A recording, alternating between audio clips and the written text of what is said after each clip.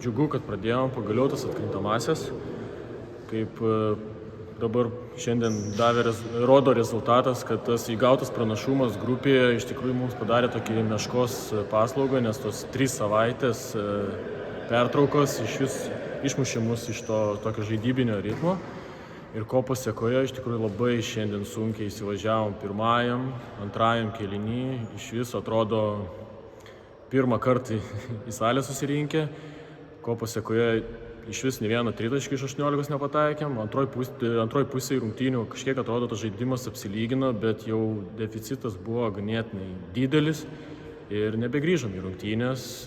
Tai laukiam sekančių rungtynių ir žiūrėsim, bandysim priešintis. Kągi, Aurimai, pusfinalis pradėtas užtikrinti pergalę prieš Kretingą, kaip pačios rungtynės? Smagios, šiaip daug tritaškių, daug žaidimą jaučiasi, tą pusfinalio atmosferą, 3 teisėjai. Šiaip labai smagu, kad ir komandą pažiūrėjom, tai susirinkom visi, iškart jaučiasi gyvastis tiek ant suoliuko, tiek aikšteliai. Smagu tokias rungtynėse žaisti ir būti jų dalimi. Būtent tas rungtynių startas buvo toks, atrodo, iš karto nukultavot varžovus. Tai galbūt daug kas ir kalbėjo po pirmo mūsų pralaimėjimo prieš Jaunimą, kad čia nurašyta komanda, taip 2 metus iš eilės jie buvo čempionai, bet gal jau laikas ir komanda rodo, kad ne laikas, o laikas kartoti istoriją ir būti 3 kartus čempionais. Prieš akis antrosios serijos rungtynės turbūt norisi tą seriją kuo greičiau uždaryti.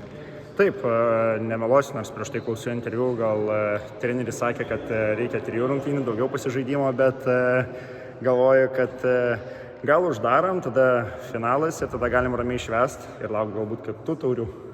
Ačiū. Ačiū.